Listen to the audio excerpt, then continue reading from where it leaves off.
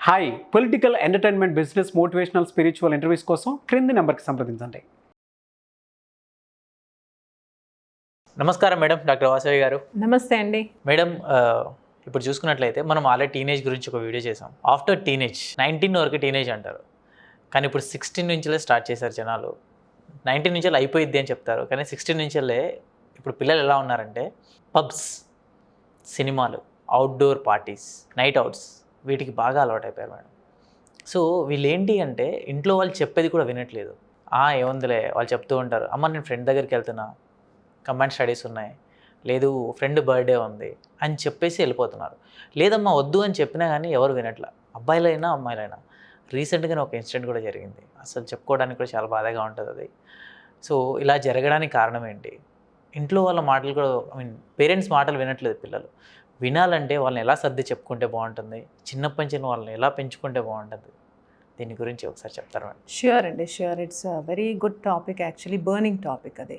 ఇప్పుడు మోస్ట్లీ మనం గమనిస్తున్నాము, టీనేజర్స్ అంటే టీన్స్ ఎఫెక్ట్స్ ఏముంటాయని మనం ప్రీవియస్ వీడియోస్లో చెప్పుకున్నాము. బట్ ద థింగ్ ఏంటంటే మీరు 16 అంటున్నారు, ఇట్ ఇస్ ఫ్రమ్ 14 అండి. Okay, it's from 14.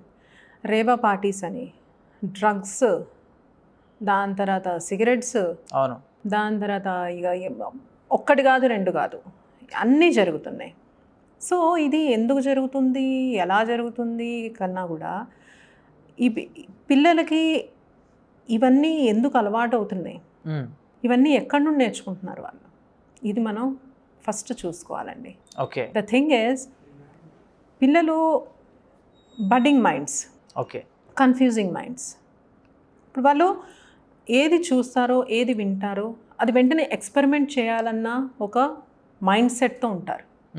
ఎక్స్పెరిమెంట్ చేయాలి అన్నది తప్పు కాదు, అది చెయ్యాలి, ఎక్స్పీరియన్స్ అవ్వాలి. అలా అని చెప్పి మనం డ్రగ్లు ఎక్స్పెరిమెంట్ చేయమని చెప్పం కదండి. ఇలాంటప్పుడు పేరెంట్స్ రెస్పాన్సిబిలిటీ వస్తుంది. ఇది సడన్గా పిల్లలు 17 ఇయర్స్కి వచ్చి 19 ఇయర్స్కి వచ్చి వాళ్ళు పబ్బులకి వెళ్ళి వచ్చినాక రెక్టిఫై చేయాల్సింది కాదండి. చిన్నప్పటి నుండి వేయాల్సిన సీడ్ ఇది. ఓకే, చిన్నప్పటి నుండి కూడా what is positive, what is negative, నువ్వు ఏది చేస్తే కరెక్ట్ అంటారు, ఏది చేస్తే కరెక్ట్ అనరు. ప్రతిదీ మనకి ఈ టీవీలు, మొబైల్ ఇప్పుడు కాదండి, ఎన్నో ఇయర్స్ నుండి మన చేతిలో ఉన్నాయి. అవును, దీన్ని ఏ విధంగా వాడుకోవాలి, ఎంత మేరకు వాడుకోవాలి, అందులో ఏం చూడాలి, ఏం చూడొద్దు, ఎంత టైం చూడాలి, ఓకే, ఇవన్నీ కూడా మనం మైండ్లో కూర్చోపెట్టాలండి. పిల్లల మైండ్లో మనం కూర్చోపెట్టాలి. ఓకే, ఏది వాళ్ళకి అట్లా వచ్చేది మనం మైండ్లో కూర్చోపెట్టినప్పుడు ఏమవుతుందంటే పిల్లలు చేసినప్పుడు రిలేట్ చేసుకుంటారు.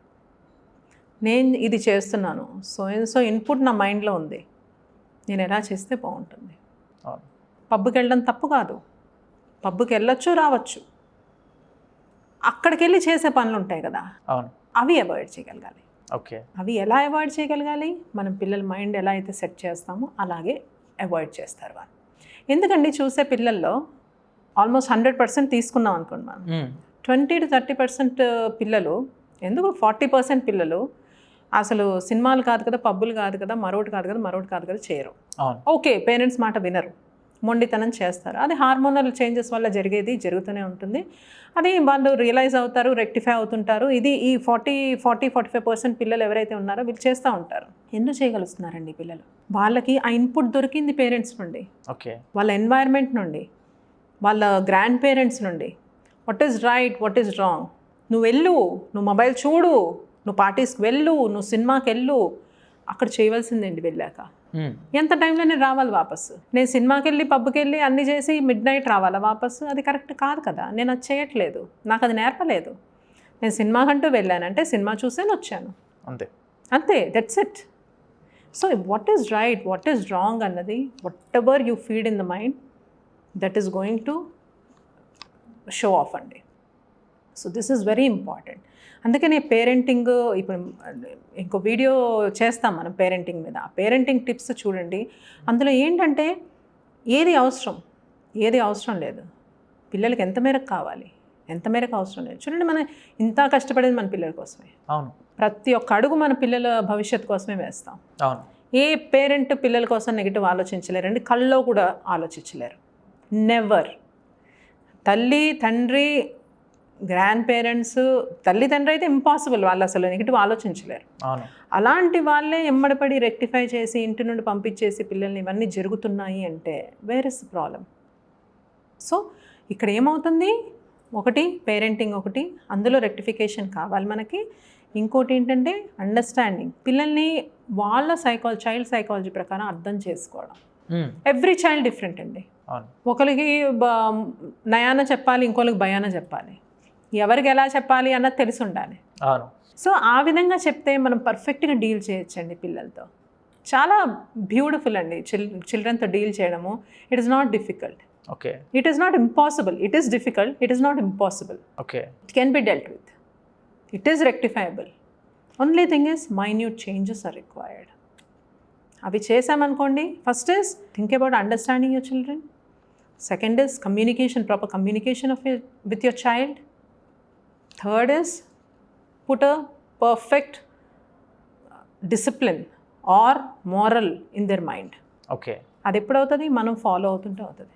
మనం మొబైల్ పట్టుకుని రాత్రులు పగళ్ళు ఒత్తుకుంటూ యూట్యూబ్ నెట్ఫ్లిక్స్ చూసామనుకోండి, మన పిల్లలు కూడా పెద్దగా అవుతూ అదే చూస్తున్నారు, అవే ఒత్తుతారు. ఇప్పుడు నేను చేయట్లేదు కదా అంటే అప్పుడు చేసినప్పుడు ఆల్రెడీ మైండ్లో ఫీడ్ అయిపోయింది. అదే కదా ఇప్పుడు చేస్తుంది. ఇప్పుడు పిల్లలు మళ్ళీ అది రివర్స్గా అంటే మనం తీసుకోలేము. అవును. కానీ దట్ ఈస్ ద ట్రూత్. అది జరుగుతుంది. So practice what you preach, just tell what you practice. మనం ప్రాక్టీస్ చేసేదే చెప్తాం. మనం ఏదైతే పర్ఫెక్ట్గా ఉండాలనుకుంటున్నామో let us practice first. Super madam. చాలామంది పిల్లలు నిజంగా పేరెంట్స్ ఏ రేంజ్లో స్ట్రగుల్ చేస్తున్నారంటే, అంటే చిన్న పంచులు చాలా బాగా ఉండి ఒక 22 ఇయర్స్ వచ్చిన తర్వాత అమ్మాయి కావచ్చు అబ్బాయి కావచ్చు, అయ్యో నా పిల్లలు నా మాట వినట్లేదే అనే రకంగా వెళ్ళిపోతున్నారు పేరెంట్స్.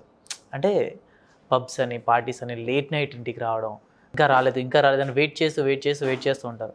వచ్చిన తర్వాత ఏంటమ్మా ఇంత లేట్ అయింది, ఏంట్రా ఇంత లేట్ అయింది అని అంటే, నీకెందుకు లేట్ అయింది అయితే ఏంటి ఇప్పుడు, రివర్స్ ఆన్సర్స్ ఈ రకంగా మాట్లాడుతున్నారు. అంటే ఇలాంటి వాళ్ళని చేంజ్ చేయాలి అని అంటే ఎలా చేయొచ్చు మేడం? ష్యూర్ అండి, ఖచ్చితంగా. ఇప్పుడు చూడండి, ఇండివిజువల్ చైల్డ్కి ఇండివిజువల్ వాళ్ళ బ్యాక్గ్రౌండ్ని బట్టి వాళ్ళ ఎందుకు ఆ మేరకు వాళ్ళు బిహేవియర్ చేస్తున్నారు, వాళ్ళకి ఏంటి ఆ బిహేవియర్ రావడానికి కారణమైంది, దాన్ని ఎలా మోడిఫై చేసుకోవాలన్నది ఇండివిజువల్ చైల్డ్ ప్రకారం ఇండివిజువల్గా మనం అనలైజ్ చేసుకుని దాన్ని పర్ఫెక్ట్గా పట్టుకుంటే పర్ఫెక్ట్గా అది రెక్టిఫై చేసుకోవచ్చండి. It is time taking. ఎందుకంటే టీనేజ్లో చేంజ్ చేయడం అన్నది జస్ట్ మ్యాజిక్లో అయిపోదు. It is time taking, but yes it is possible. ఈ సైకలాజికల్గా ఏమైనా ప్రాబ్లం ఉందంటారు? లేదండి, it is not psychological problem. Psychological problem కాదు అది, ఓన్లీ లైఫ్ స్టైల్ ప్రాబ్లం అది. ఓకే. ఆ లైఫ్ స్టైల్ అన్న ఆ సిస్టమ్ అన్నది కొంచెం ట్రాక్ షఫుల్ చేసి, ఇప్పుడు చెస్ కాయిన్స్ పర్ఫెక్ట్గా మనం చెక్ చేయడానికి ఎలా అయితే షఫుల్ చేస్తామో ఆ విధంగా మూవ్స్ పర్ఫెక్ట్గా పెడితే వాళ్ళ సైకాలజీ ప్రకారం everything is going to be perfect. ఇటువంటి పేరెంట్స్ మీ దగ్గరికి వచ్చి ఒక సెషన్ తీసుకోవాలి అంటే మీ దగ్గరికి రావాలి అంటే మిమ్మల్ని ఎలా అప్రోచ్ అవ్వచ్చు? ష్యూర్ అండి, కింద నంబర్ స్క్రాల్ అవుతుంది చూసారా, ఆ నెంబర్కి కాంటాక్ట్ చేస్తే ఎగ్జిక్యూటివ్ మీకు డైరెక్ట్ చేస్తారు. ఆన్లైన్ సెషనే కండక్ట్ చేస్తాం మనము. ఆన్లైన్లో ఎలా అప్రోచ్ అవ్వాలి ఏంటన్నది అన్నీ డైరెక్ట్ చేస్తారు వాళ్ళు. సో అవైలబుల్ స్లాట్స్ ఏంటి అన్నీ చెప్తారు, మీరు కాంటాక్ట్ చేయొచ్చు. కొంతమంది పేరెంట్స్ ఫేస్ టు ఫేస్ కలిసి ఒకసారి మాట్లాడదామని చెప్పేసి అనుకుంటారు. నెలలో 1 రోజు 2 రోజులు అయినా సరే మీరు టైం కేటాయిస్తే బాగుంటుందని చెప్పేసి చాలా. ష్యూర్ అండి, పాసిబిలిటీ ఉంటే ఖచ్చితంగా. ఇప్పుడున్న కమిట్మెంట్స్ కొంచెం కష్టము, పాసిబిలిటీ ఉంటే ఖచ్చితంగా నేను చెప్పి ఫస్ట్ మీకే చెప్తాను. Thank you so much madam. Pleasure అండి. సో చూసారు కదండి వీడియో. ఈ వీడియో పైన మీ అభిప్రాయాన్ని కామెంట్ రూపంలో తెలియజేయండి. అండ్ మా వీడియో కనుక మీకు నచ్చినట్లయితే లైక్ చేయండి, షేర్ చేయండి, సబ్స్క్రైబ్ చేసుకోవడం మాత్రం అస్సలు మర్చిపోవద్దు. Thank you so much.